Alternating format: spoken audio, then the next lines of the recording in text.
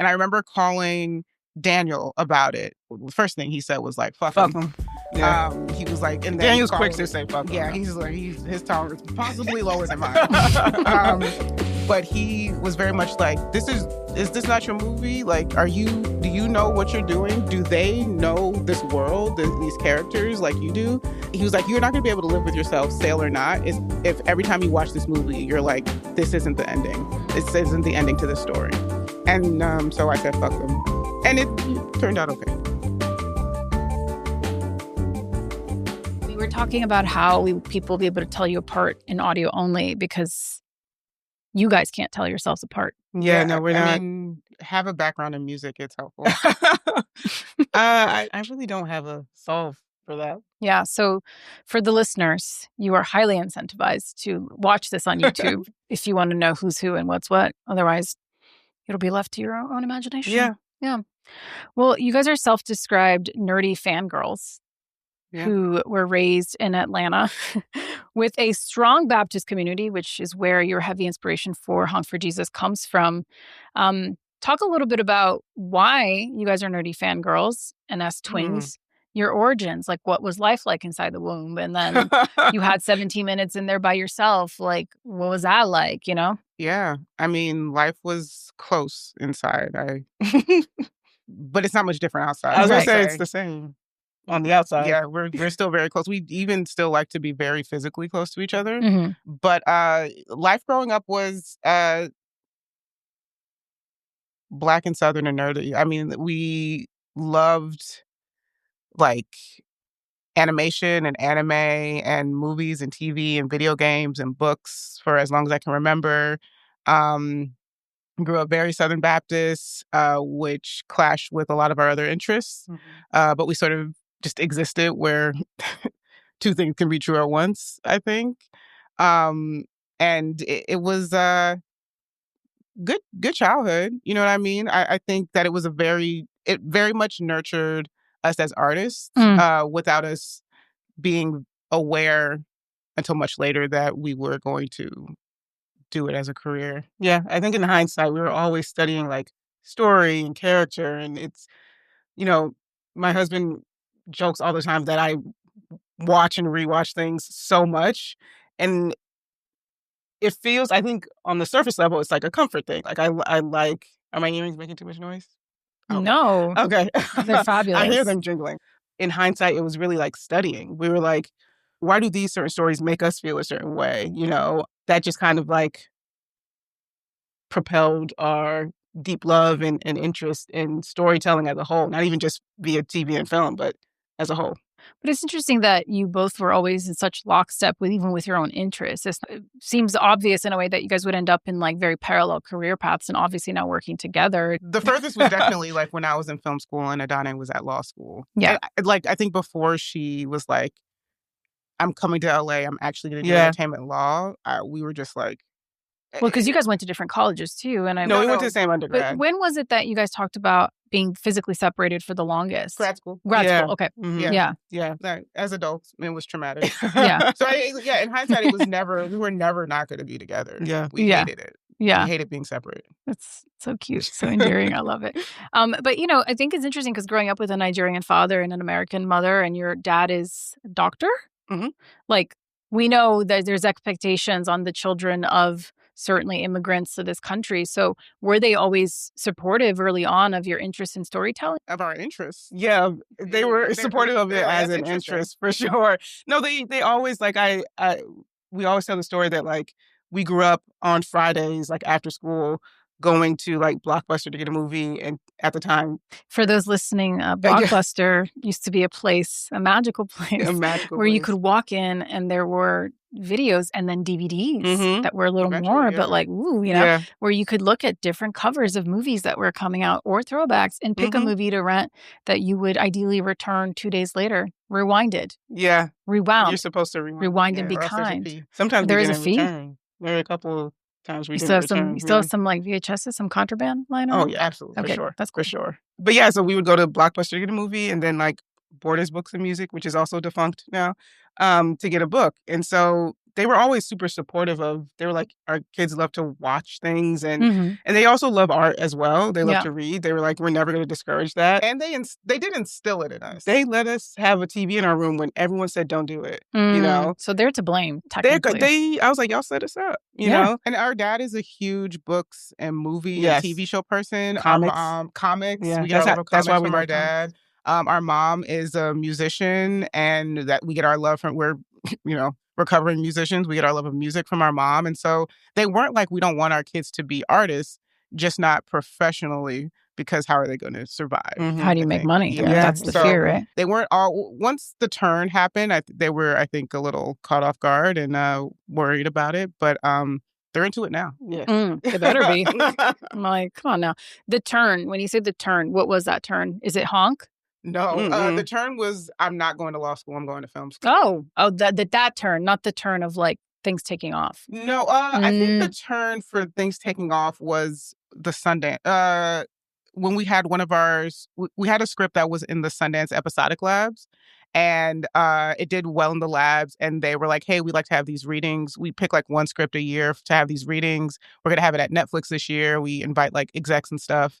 And so we told our parents it was happening, and they came out, and like, I think at the time, like Tiffany Haddish and Common were dating, and they came and stuff like that. And our parents were like, this is Hollywood shit. I think that was the turn for them, where they're like, oh, they might can pay for groceries. Yeah.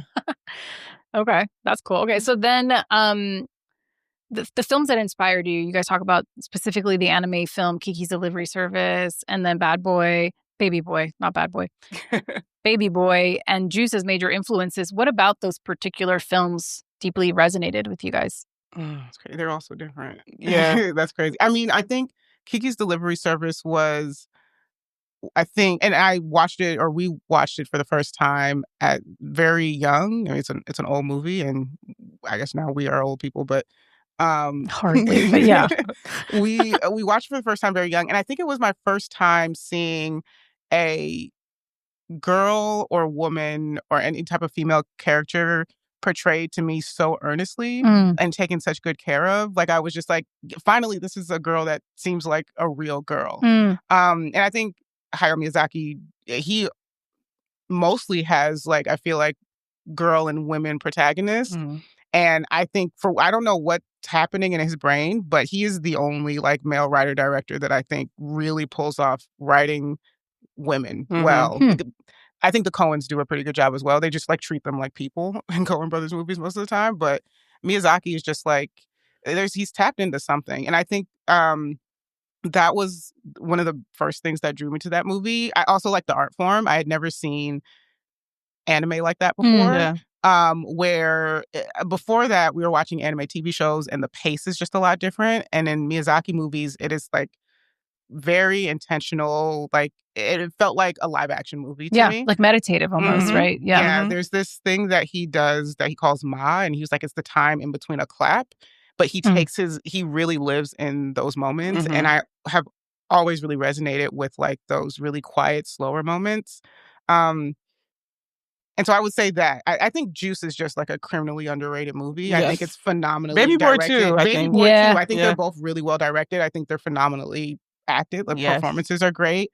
And I feel like they are representative of, I think, a part of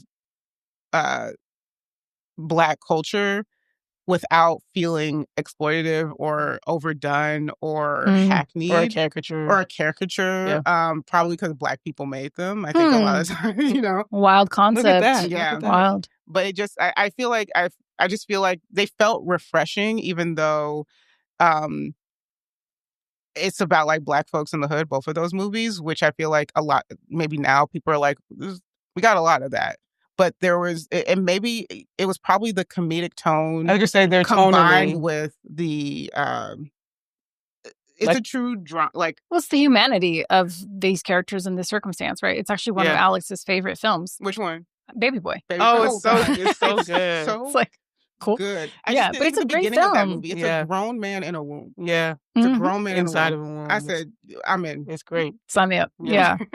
I mean, that's fantastic. I mean, but have you guys always had the same like influences even, or is there some places where you find yourselves having creative disagreements with what's like resonating with you? Sounds like the answer is no. I My don't think God. so. I think that there are things that we are maybe drawn, like we have extremely similar tastes and influences, but I think there are certain things that we're drawn to more than the other, possibly. So, like for Adanne, and Adanne, you can speak more on this because it's about you, but the level, the veracity with which she consumes Avatar: The Last Airbender Oh, true. outweighs, and I feel like I know the show Backwards and backwards and forwards. You forwards love very it. well, but it's just on a different level for Adana. Like Yeah. she has like watched own all the DVDs, have watched all the DVDs over and over again with the director's comedy, with the, creator's commentary and stuff like that. And so she knows like actually this bending style is based off of this martial artist style. So it's just like I think that we are both drawn to the same things, but something sometimes clicks for us on a higher level. I think for me, it's probably Daria is probably one where I'm just like, yeah. I could watch Daria every What single is it day. about Daria that the show in itself in hindsight, had a profound impact on me as a person. I remember like when we look at like pictures and videos from when we were like small and like babies and stuff, you can always tell the difference because I'm usually the more excitable baby and Adama's kind of just like, Yeah, there was one like point deadpan. And my dad was like, yeah, Adama was always a little morose. You're always pretty morose. Yeah. And I think you kind of saw yourself in I did. I was Daria's like persona. I was like, Daria, to me, she's a deeply emotional person. Yeah, 100%. And I was like, yeah, that's me. It's like I don't think that I'm a highly sensitive person, but I am deeply emotional. So it's like it takes a lot in order for me to get there. But once I'm there, I'm hysterical. Yeah. It comes out when we receive notes. The difference between the two of us comes out. Because I remember like the first time meeting you guys, and you can come across like very serious and like hard to read until we're like engaged, like right now. And I'm like, okay, she's enjoying the conversation. But otherwise, it's almost like a very serious, stern face where you're like, oh my God, am I saying the right things? You know I what I got mean? that feedback at the end of like, I was in film school for 4 years because UCLA's directing program is 4 years for some reason. And I remember towards the end, there were multiple people, quite a few of them men, who came up to me, was like, yeah, it was like mostly like an attraction thing. They were like, oh, we thought this was like, here's this cute girl, but she's like super scary. Yeah. And I was like, I didn't say really anything to anybody for Well, you don't have to. I think I don't know if it's a product of just who you are as individuals or also the added pressures of being a Black woman. But I think you guys enter spaces with like a commanding presence. I don't know if that's again like just a coincidence. I got that on the Peacock set, and I think that can be off-putting for people, right? Obviously, and I think even on the set of Honk, like I remember, Honk is a prime example. Well, it's a prime example, but it's also like you have to step into that power because you're coming in. It's your first film. Y'all just turned 30, which is you're so old. To your comment earlier, you know what I mean? And this was 21, and it's like it's almost like you can't come in and be too bubbly and too like playful because then people don't take you seriously. They won't take you seriously. And I've experienced that in my own career. And it's like tenfold when you're a woman of color, and then younger, it's just. We had just turned 30, but especially at the time, I think we looked younger than we were. I think on that first day of Honk, I think people forgot that I was the director sometimes, just because of, just by nature of my being existing. And so it was just like, no. And then we also had an experience that first day of Honk where I was first day, first setup where I was like, oh, we got to shut this shit down. Like we have to make sure people know we're not playing games because this is my movie and I'm directing it. Yeah. And we're going to get to that because we're going to dive into Honk. But when it comes to your creative partnerships, you also obviously work together professionally, but you were going to study entertainment law. You went off to do film school. At what point did you really say, all right, I'm going to put entertainment law to bed and I'm going to come in and produce and like be a creative team? Put it to bed when we got staffed. I couldn't put it to bed until I got it. But would you have been happy if you like had just continued down the entertainment law path? No, I would have been fine, but I don't think I would have been unhappy. But I wouldn't have been like fulfilled. I don't think. And I don't think, everyone doesn't need to be fulfilled by their careers. I think I do. I prefer that. Why? Because I think especially in law, it takes up so much of your life. And in law school and in my like summer internships and stuff like that, I was like, this is like it takes up so much of your life. I'm like, if I really don't want to be doing this, it's going to kill me, you know? But I think, you know, we were doing both, creating all of our stuff and then had our full-time jobs and stuff. We did that I was doing it since I moved out here in 2016 and we didn't get staffed until 2020. So I was doing that for 4 years, 3.5 years. But it was when I got staffed and I was like, okay, this is like, which for people who don't know, when you're staffed on a TV show, it's like a writer's 9 to 5. Like you get paid every week for a set amount of time. And I was like, okay, this is something I can live on and I can get healthcare and stuff. That was also very important to me. Then I was like, I can officially make that shift. But for a while, I just really juggled both. Yeah. But then when did you guys decide to like be a full team? Or do you think there would have been a path where you would have been doing things separately? Is that even something you can consider? I think there was a path. That was the plan. That was the plan. I think we always would have come together, even if I stayed on like the business and legal side strictly. No, for sure. She would have been my lawyer. Yeah, that would have been so trippy. She would have been my client, not my lawyer. Oh my God, I know, but that would have been so trippy for people to be like, "Wait, am I talking? Is this the lawyer? Are you the lawyer? Which sister are you? Are you the client?" Yeah, 100% would have happened. That would have been fun. Great premise for a movie. It's not a bad premise. Yeah, but I think we came together.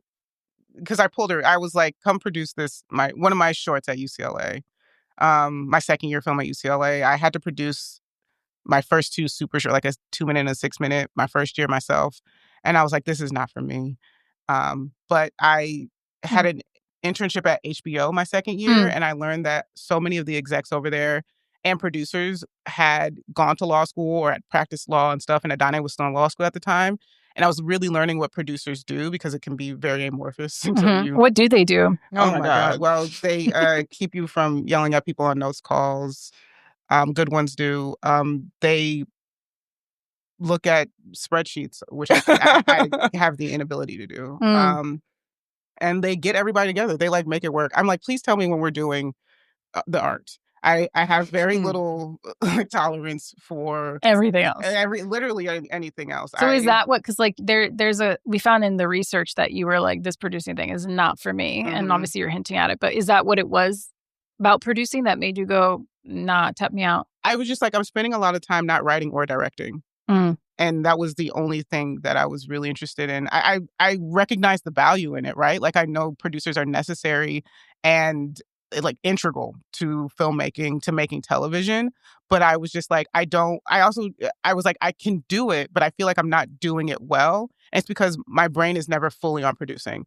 I'm always like, one foot is in what I should be writing or directing. And so I was like, Adanne, the skills of a producer Adanne came out the womb with, in my opinion. And so I was like, do you want to try? I also knew she was having like not a great time in law school. So I was like, hey, maybe you try producing my second year film.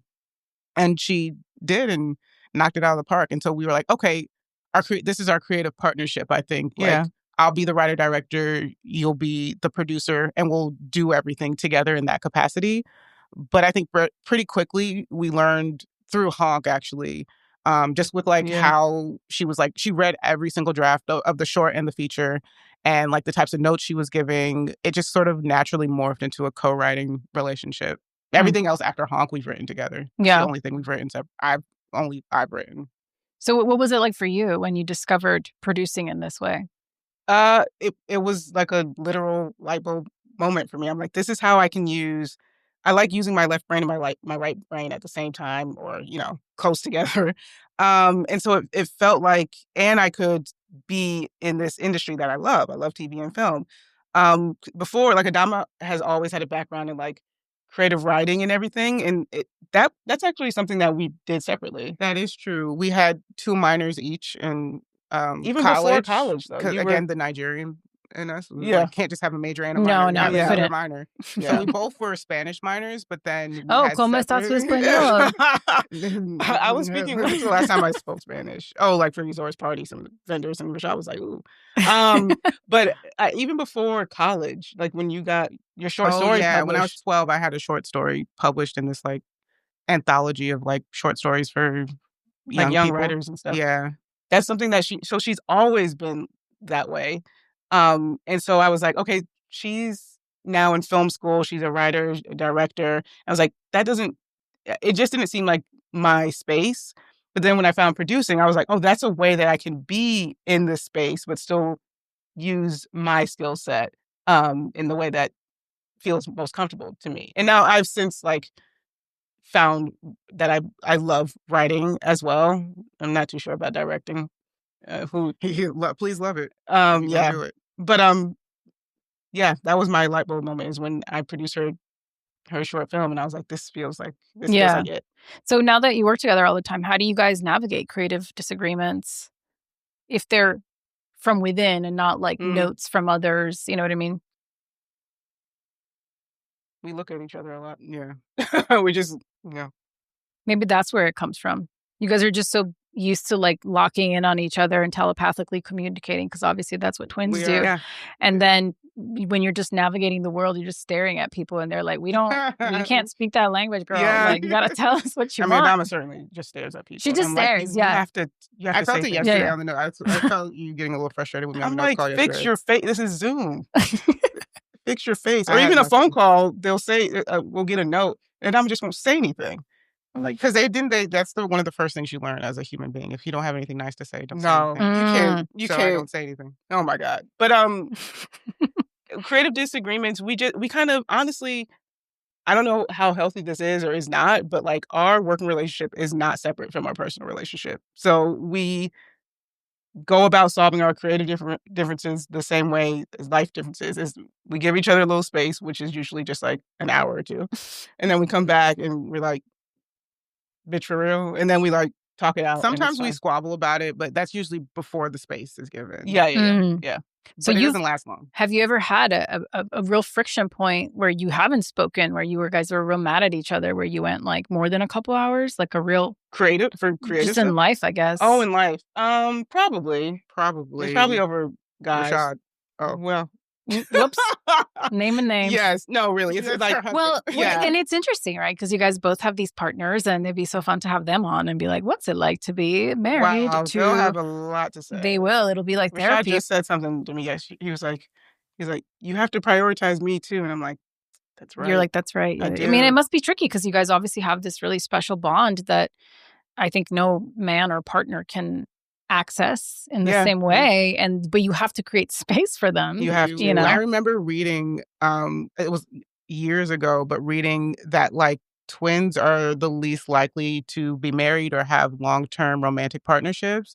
And a lot of times it's because they don't prioritize it or don't feel like a lot of times people are like in pursuit of their soulmates, and we are born with ours. Mm-hmm. And so we're just like, you're like, yeah, it's a nice addition. Yeah. But it doesn't feel necessary. Mm-hmm. Men in general, not necessary. Unnecessary. I mean, they're necessary to our lives now, but I think like in cultivating that. And so that's something that we, like if one of us had a boyfriend and the other didn't, the other one would feel like someone stepping into our space, our territory. I think even if we both had partners, sometimes we're just like, I used to having all of her attention. Even Rashad, Adanne's husband, who has been around since high school. So sometimes I'm still like, I focus your attention on me. Mm-hmm. And I'm sure he feels the same, where he's like, I know for sure my fiance is like, your sister gets the primary, like all of your focus, or primarily your focus, the bulk of it. And I remember distinctly one time my sister and my mom were like, Marcus gets all of your attention. And I was like, I hear the opposite from both sides. You know what I mean? And so it is and I think it's because of how I really do feel like she's my soulmate. You know what I mean? Like genetically, biologically, we split one egg. And so it's just like, I don't know what to do, man. And we also don't have any other siblings. So we've never had to truly divide up our attention amongst anyone in any real meaningful way. But I mean, now that you're married, you have a baby, a toddler, I guess, you have this new stage of your life that you're entering. Do you feel like you have to kind of make that shift a bit more of a primary focus? Or is it still... it just feels like something else that we're doing together. To be honest, I'm the third parent. and she's we have a co-parenting relationship. We really do. You really do. I mean, it's really cute. But then again, it's like I wonder, does Rashad feel like? No, All he's right. grateful. I think he's into the help for sure. Yeah. It's like two moms for the price of one. It's Yeah. like, The other day, Zora was like, she came up to me and she was like, "Mama," and I was like, "Who?" And then she was like, "Titi," and I was like, "Yeah." Wait, what? Yeah, she came. She called. She thought you. I don't know how much she was focusing, or if she really thought that I was you. I think I was like close enough at the time for whatever distress she felt like she was in at the time. Nothing happened. Like we didn't turn on a Michael Jackson music video or something. And I was just like, focus, like, who am I? And she was like, oh, this is T. And she never confuses us truly. But I think it's also because I feel like another mother. Oh, for sure. For sure.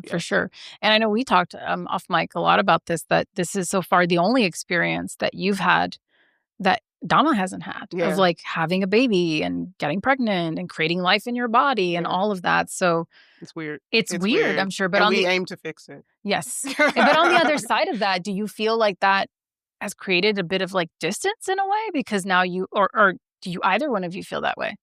Not distance. I don't mean to make this like therapy. But, no, I mean, no, it's fine. It's not. When she got pregnant, I went to therapy though. Yeah, we both did.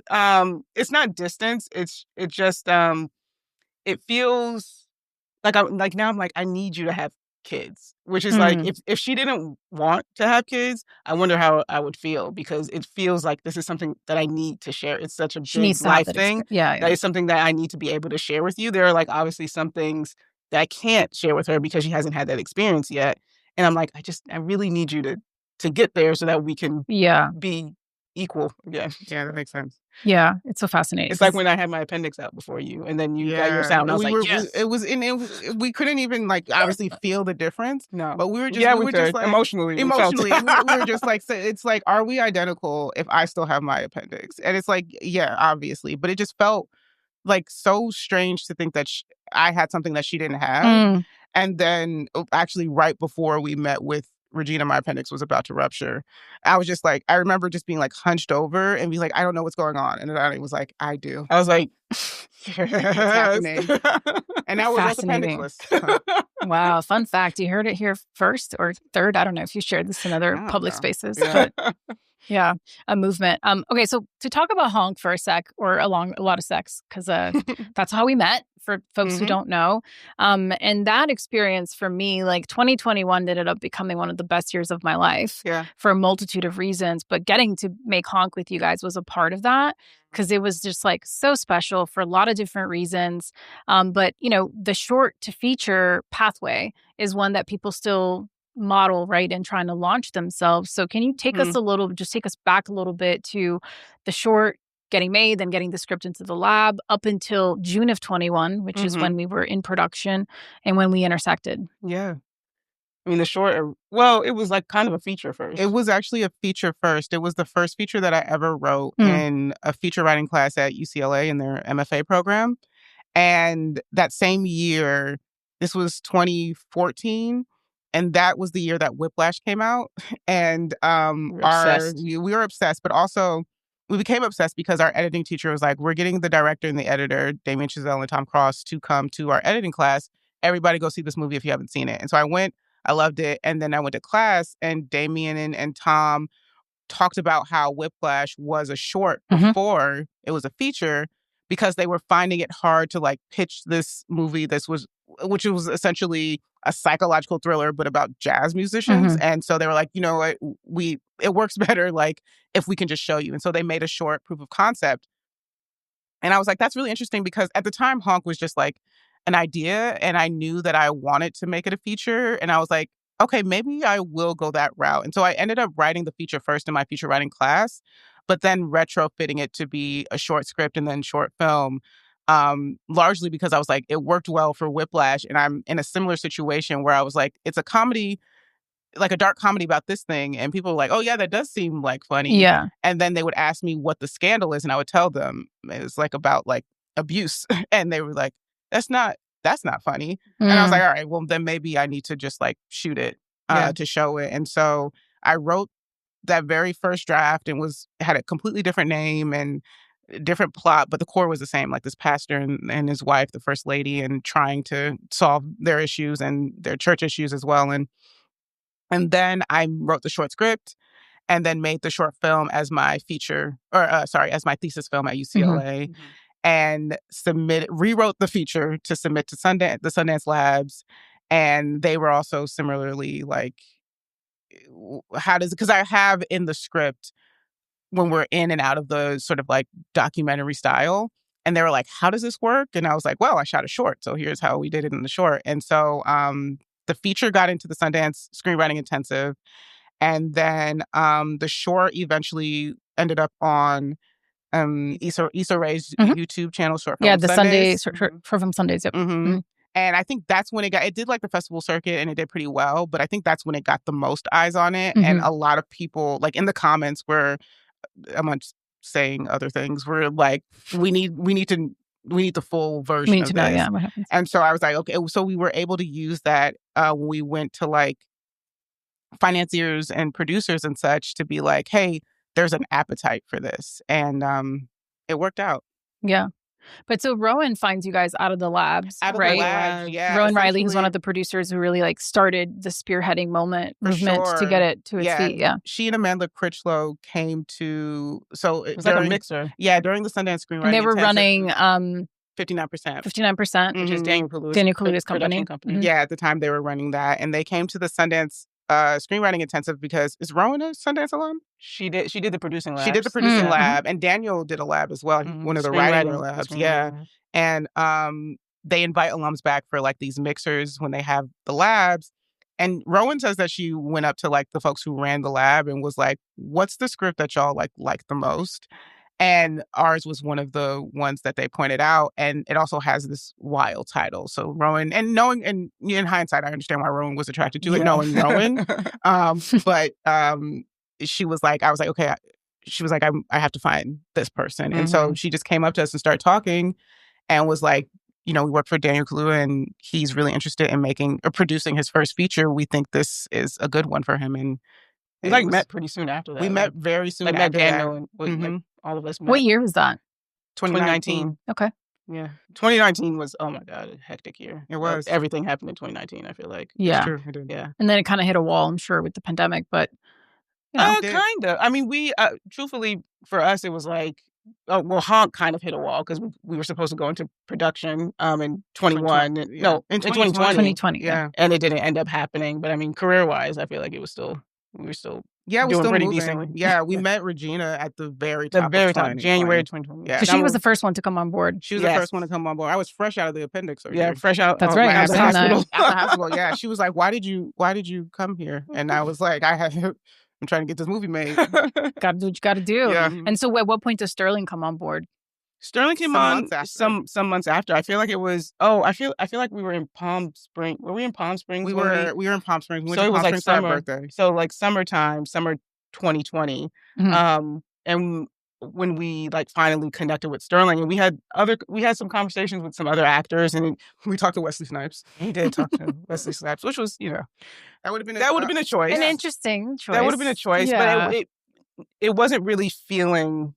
We weren't really like feeling it. Like when we met Regina, we obviously hoped that she'd be interested, but we also hoped that like she would just feel right, and she did instantly. Yeah. And we weren't really finding that with other actors. And I think Amanda brought up Sterling. Sterling, yeah. And we were like, is Sterling funny? We were like, he makes everyone cry every week on This Is Us. I don't know if he's the right one for us. And so we like went on IMDb and saw that he like was nominated, or did he win? I'm not sure if he won, but he was nominated for an Emmy for best guest actor on Brooklyn Nine-Nine, which is very much a comedy, hard funny comedy.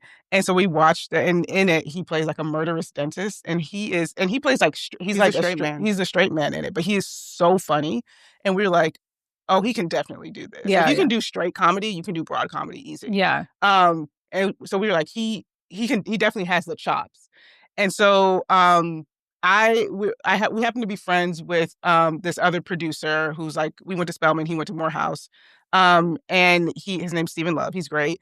And he was working at the time.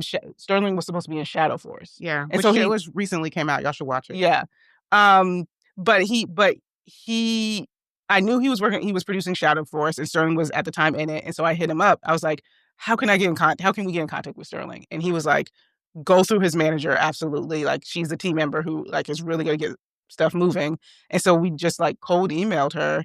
And she did. She loved the script, and she loved it for Sterling. She sent it to Sterling, and we like. Sterling loved that Regina was attached. Sterling loved that Regina was attached, of course, and but he Yeah. also loved the script. He loved the concept, Yeah. and he also loved the that he was coming. He was ending This Is Us, and he was like, I want to show people that I can do something different. Something different. And so it felt for just him like the perfect storm, right? Like the right career together. move. So it was the perfect storm.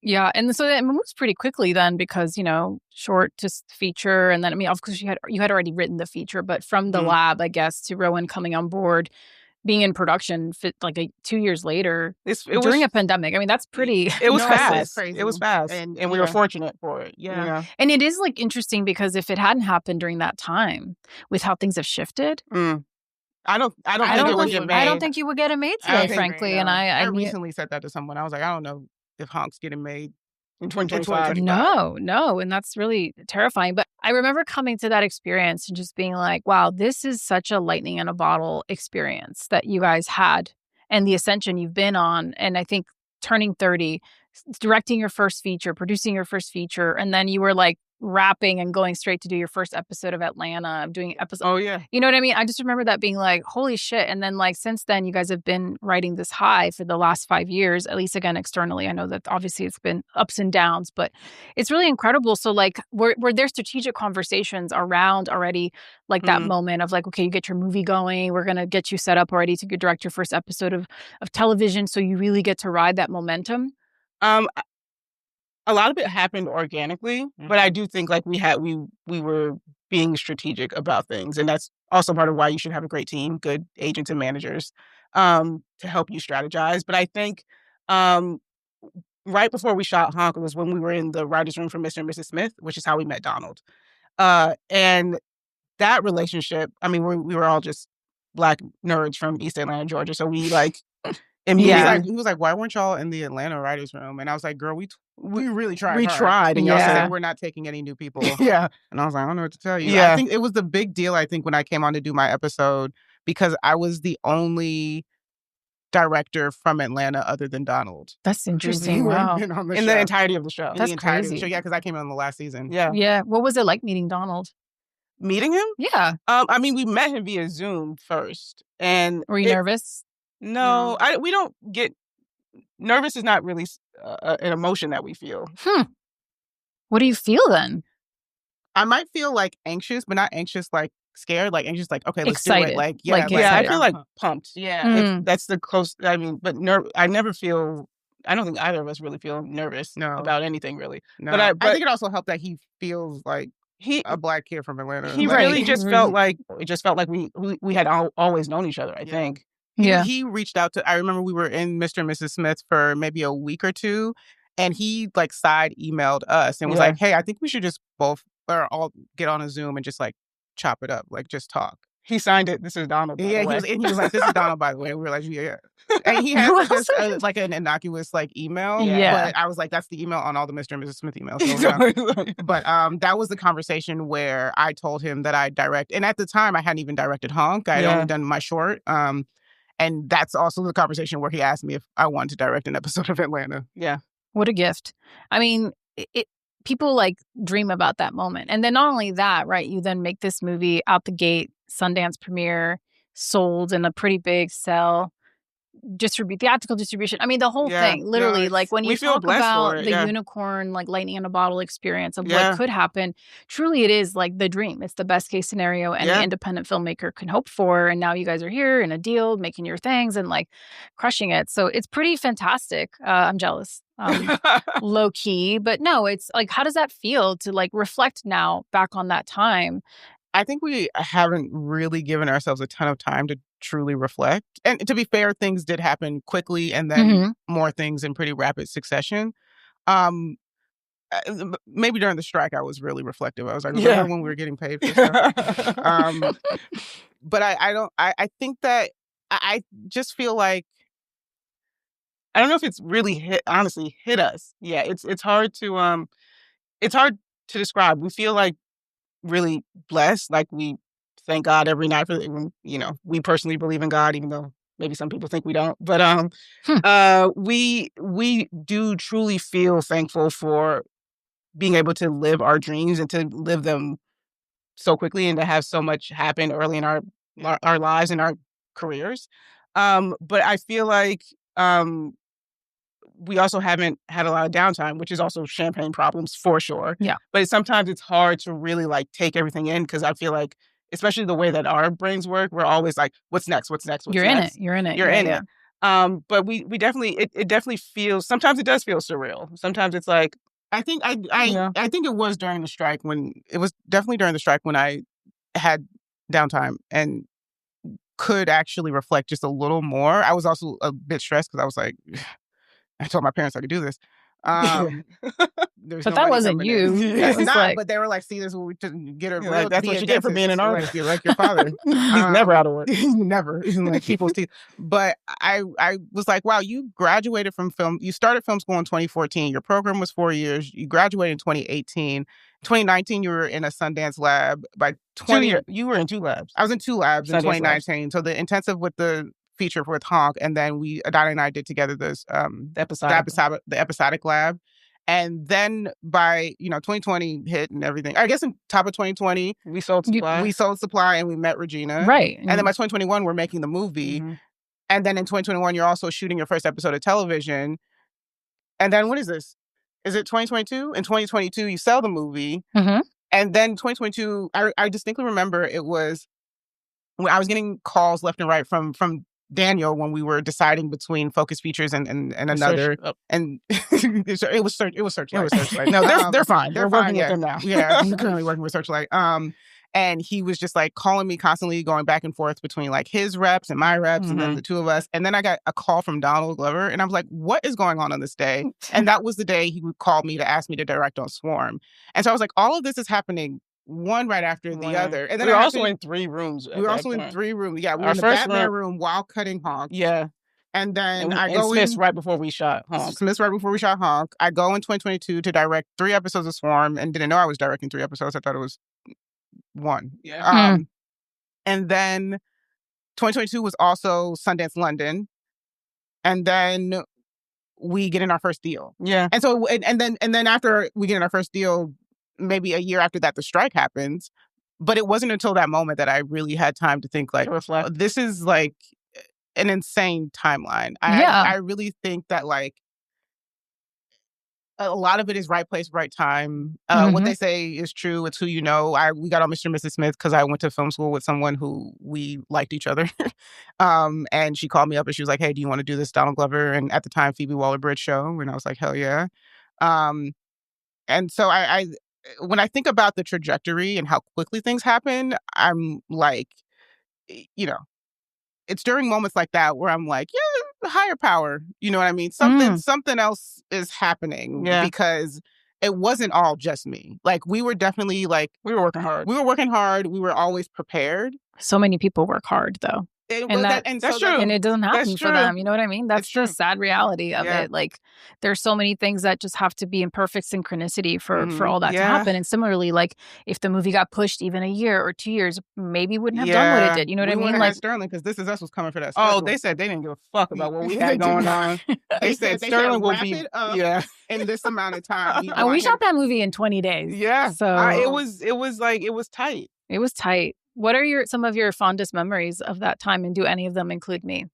Honestly, they do. Yes. Was it twerking? Was it when I learned how to twerk? Well, honestly, remember, not on set. No. I remember like it was before we started Principal Photography, and we went to what's that place called? The new place with the rooftop. That's what I'm talking about. Yeah. There was that party. Yeah, I think about that party often because that was the first time that I felt like I was getting to know people outside of the professional capacity. Yeah. And it felt, and you specifically, I was like, oh, we met Alex that day too. Yeah. And I was like, oh, this feels like someone who like we're gonna have a good relationship working in. Otherwise, this is gonna go past. Exactly. But also, it also like you were someone who I felt like I could like be real with on set, which was not everybody. Mm. And someone who was like someone I could rely on set for sure. I remember there was one instance where like something happened on set and people were going crazy.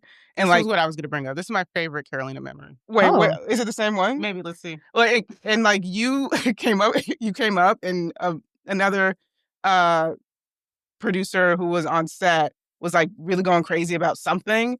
And then you go, someone went to drama school. That was what I was going to say. I was like, yes, Carolina.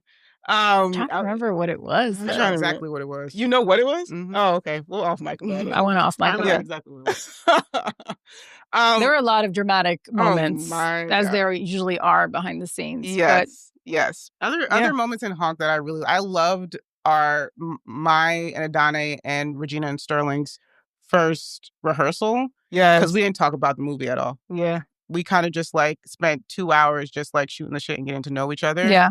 And I think in that moment, all the four of us were like, this is gonna work. Like Yeah. we're gonna pull this off. And I also think it like was integral and for the bond for us to get through the movie. Yeah. I think it's why they went above and beyond in a lot of ways on set for me. Like so many. I mean, we shot this thing in Georgia in July, in like June at and the end of July. June, into July. Yeah. In Yeah. 20 days. Other like one of those serendipitous divine intervention things too, that because we were shooting on the heels of the pandemic sort of, I don't want to say ending, we had access to that church that became our production compound essentially. Yeah. That if that had not been closed, we would not have been able to afford that space on that budget. So they went above and beyond for us. They really welcomed us, even though they knew the context of this movie. And we were like, they know what we're shooting here, right? Yeah. Well, we had also shot the short there. We weren't using the church to the capacity that we were on the feature, obviously. And I also think it's why I love shooting in Georgia. The attitude is just a little bit different. Like, especially if you're like out a little bit outside of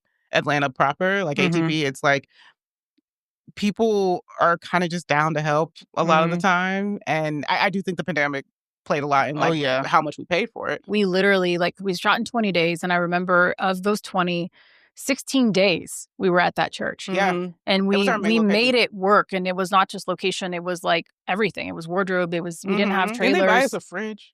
Wasn't a fridge not working? They were there like, was we something. got you. I don't know. They took care of us, but it was largely a part of why we were able to make that film at that price point. Absolutely. For sure. Because we literally only had 4 days out in the world and we found ways to make it work with that location, you know? And like, I remember how one of my favorite memories, I mean, there's so many, but even though the movie is like hysterical, I feel sad for everyone who wasn't on set because the performances that they were giving take after take was so hilarious. And all that shit we were doing, like with the fountain. I was gonna say, my God. The one closet. Of my favorite memories is the fountain. The fountain. And that was the day where I think I was like, where I first was like, as much improv as y'all want. Let's go for it. And that was the day when I think that whole day was them doing like the tour. Yeah, a bunch of little, and we really made that church feel like we were inside their closet. We dressed so many spaces and got really creative on the production side again to make it work. But man, just like the way they navigated that was so funny. And like, I'm just like, that needs to be released as like outtakes or something. It might be on the DVD. I need to get the DVD. We haven't. I need to get the DVD, but like, we had a ton.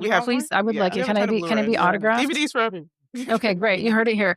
But no, it was such an amazing experience. What are some of the big takeaways that you have from your first experience of being on a set and making something with the full team that really have informed how you've navigated this season of your career? I think we are now much more targeted and vocal about the number of producers we bring on.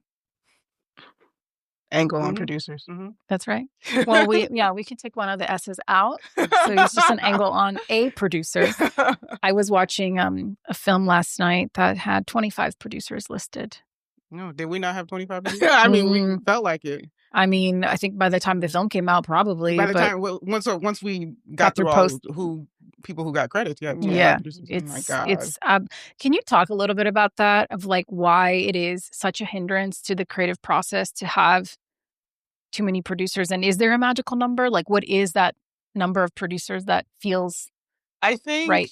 I think look, and it also depends on like the producers who are like in it with you.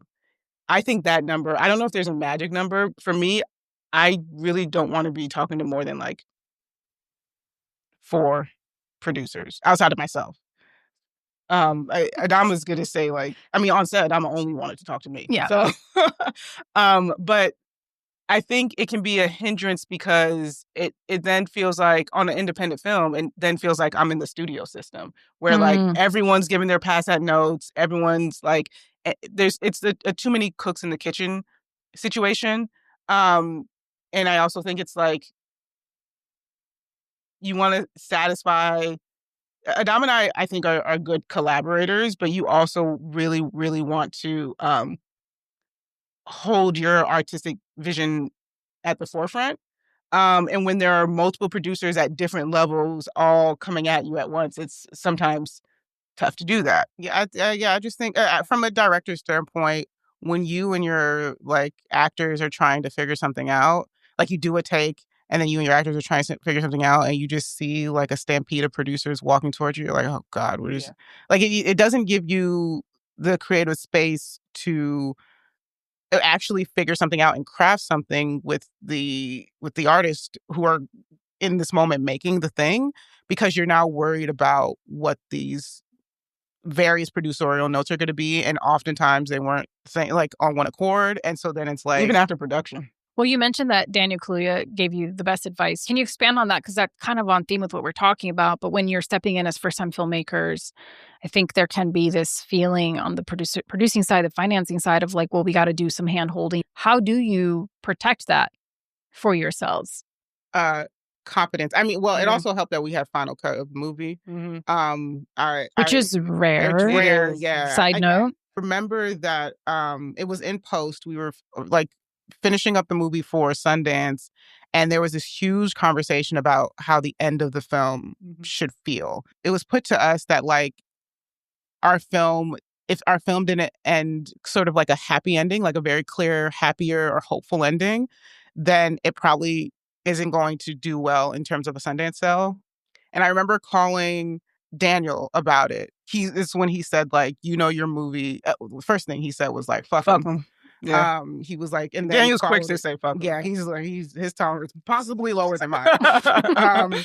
But he was very much like, is this not your movie? Like, do you know what you're doing? Do they know this world, these characters like you do?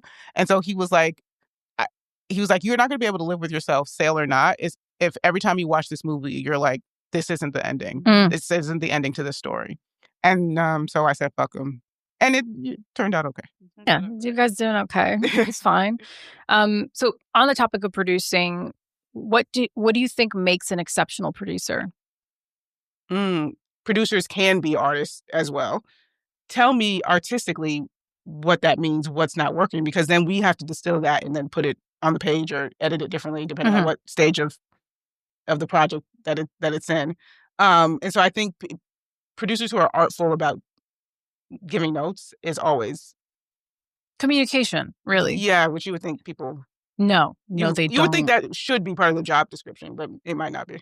I think that's why I really harp on like when you're at the beginning stages of like looking for a producer, when you're a young filmmaker, when you're trying to get someone for your first short, it's not enough to just be like, I just need a producer. It's like, well, what does that mean? Like, what does a producer mean to you? What kind of skill set do you actually need versus what you think you need? And is this the right person to be professionally married to? Because that's kind of what you're signing up for. And that divorce is like very uncomfortable if it don't work out, Yeah, I was after Honk was definitely when I was like, oh, this is why like Spike Lee and the Coens keep working with the same people over and over again. Because it's hard enough to do this, and God forbid someone's like crazy or insufferable. You know what I mean? And it goes on I was like, oh, we're still talking about Honk after the movie was in theaters. You know what I mean? Like it goes on for a really, really long time. And so I think you got to at least trust the people that you're working with.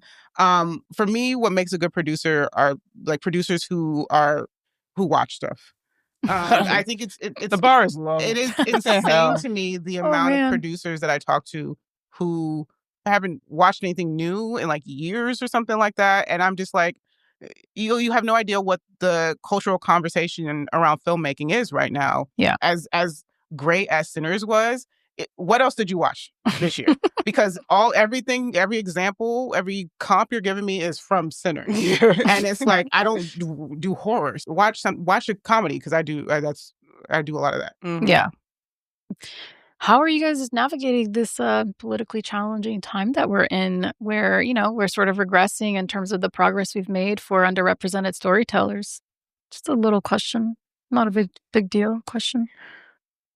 We're still making the types of things I'm like, we're still doing what we normally do. I mean, I'm still Black and still a woman and will die this way. So I don't. You don't know that.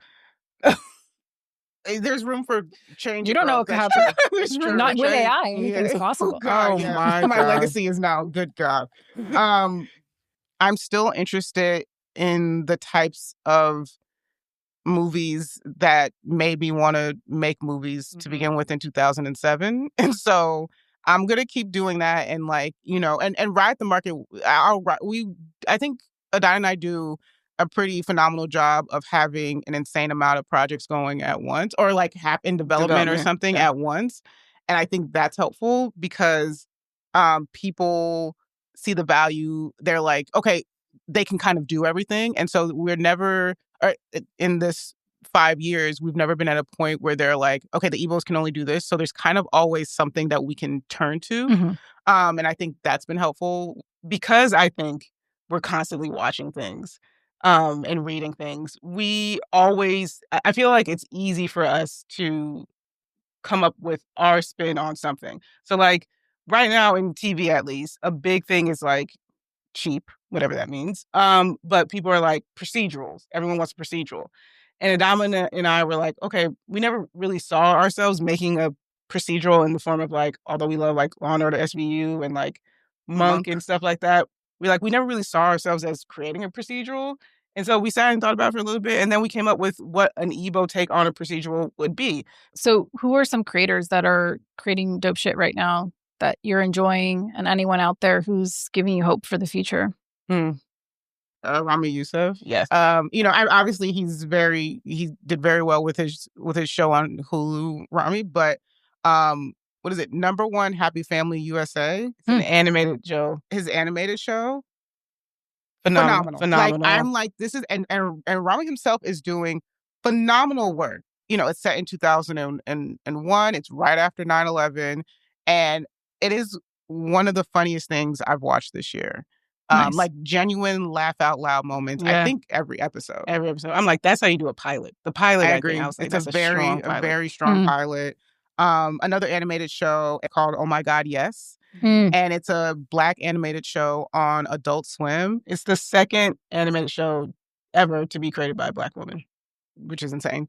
I would say in film, I think I hadn't been so creatively stimulated by film in a long time before I saw Better Man, which is it's like a musical biopic about Robbie Williams, this UK pop star, but he is played by a like motion capture ape, like he's a monkey. The whole movie, and he's the only one. Movie, and he's only, and no one like comments on it. That's just how and there's a reason for it and everything. That's a reason for it. But I was like, this is like, I love when people take like big creative swings, and that was we love musicals. We also like musical biopics, and this was the way I would have done a musical biopic like that. Yeah, like that. I'm like, this is perfect. And so y'all could stream it. Make sure these people get residuals. We will be doing that. How do you guys handle, though, when there are these downturns, when things aren't, I mean, you guys have been, again, like in this time where a lot has been happening, when things aren't really clicking, when things aren't like moving forward, what do you do to like kind of keep yourself in the game and stay energized? We also we're constantly creating, like even during the strike. During the strike, we came up with like, I think 3 new ideas to service our deals, and they're all in development now. They're all like in development now. That's great. So it's like I think we personally can't not create. And so that was just something that comes naturally to us, and we I think that's how we keep ourselves stimulated during like. So is there anything outside of the industry that fills your cup, or do you guys really feel that it's the creative, just being creative is sort of what kind of keeps you in it? Oh, this is what happens when your hobby becomes your job. I know. I would say, I guess, is this still industry? I would say gaming. I would Video say video games? games. Yeah. Is it Yeah, it's still industry? adjacent. I guess It's so. very adjacent. I don't know. I like to consume stories. Yeah. And all of my hobbies are usually around that, other than napping. Yeah. That's a I hobby. actually do take quite a few. We nap. That's part of our regular schedule, I think, is napping. Yeah. Gaming and anime specifically, I think, has made us view TV and film and storytelling as like limitless, which I think is why we have such a diverse portfolio of stuff that we are working on and have worked on. We don't see things as like just comedy drama, because in anime you get 22 to 35 minutes of storytelling, and it could be literally anything. Yeah, absolutely. Been a delight to share this time with you guys just a little bit. I could talk to you forever. I could talk to most people forever. That's why I have a podcast. But I don't think most people listening want to hear me talk forever. But I think we'll just move on to the martini because I have some juicy questions to close us out. So thank you both for being here. Yes, thank you for having us. Yes.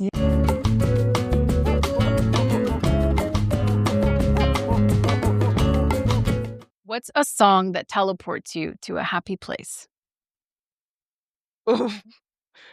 And it can't be the same song. Y'all got no, to we're pick not different going songs. to. Okay, because I don't want songs that don't telepathically communicate. Okay, no, I won't look at it. Don't look at each other. I'm gonna say "Busted Baby Part 2" by Plies and Neo. Yeah, I'm gonna say "Knuck If You Buck." Okay, what's the most underrated anime show? I'm going to say Licorice Recoil. First of all, it's a fantastic show, very tight. I think 12 or 13 episodes.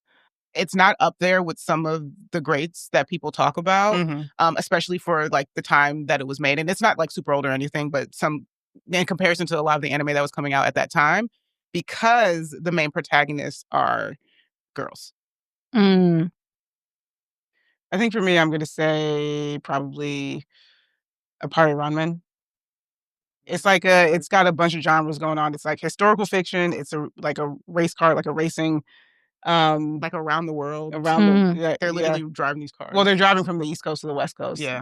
So it's like historical fiction and race and like a racing movie or racing show, but also like combat, like tons of action and tech and stuff. It's really cool. It's a really cool world. Like I would maybe want to adapt that. Yeah, it would be a cool thing to adapt. Yeah.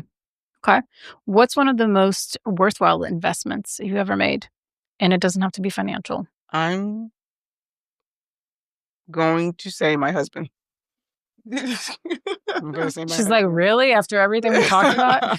That's been an investment in all the ways. But also, like, I wouldn't be able to live the life that I'm living now, career-wise, as a mother without him. And that's been, I've known him for 20 years at this point. That's crazy.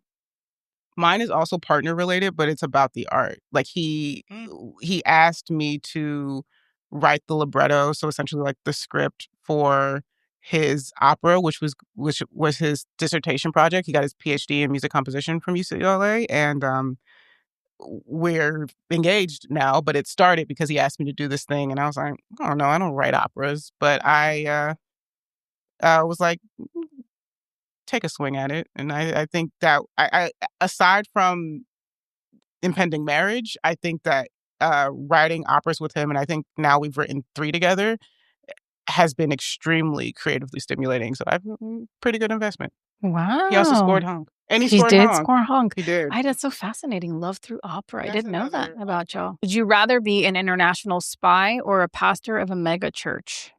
I feel like pastors might be richer and they have more influence. And I guess it depends on what you want out of life. I'm going to say pastor of a mega church, mostly, because I write really good sermons. I remember a lot of the church people were asking me who I consulted to write Sterling sermons in the movie, specifically like the Perfect Man one. And I was like, no, I wrote the movie, so I wrote the sermon as well. And so I think that I'd be quite good at that. But also, I think I'm probably less likely to die. I would say After. the stakes are lower, and the International reward I think is fine. higher.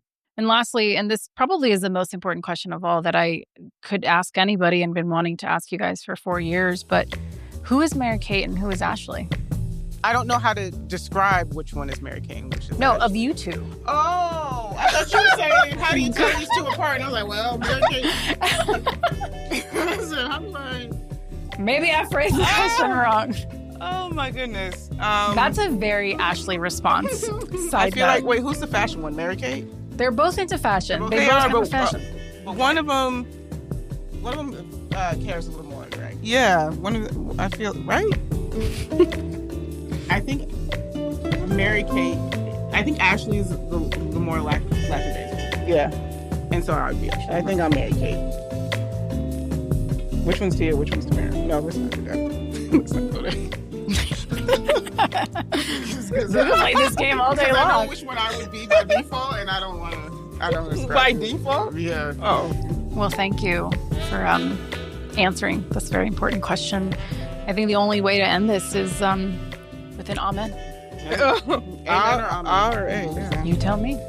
Amen. It depends on, for me, it depends on the context. It depends on the context. We said amen a lot in church, but there was one specific hymn that ended in amen. Yeah. And I was like, let's get on the same page, people. Yeah. It's cool. Yeah. Yeah. It's like a unity thing. It's a big, not a big, but a moment in Honk that I love as well. So if you haven't seen the film, you guys should watch it. It's really good, really funny. So thank you so much. Yay, thank okay, you. Thank you. Yeah.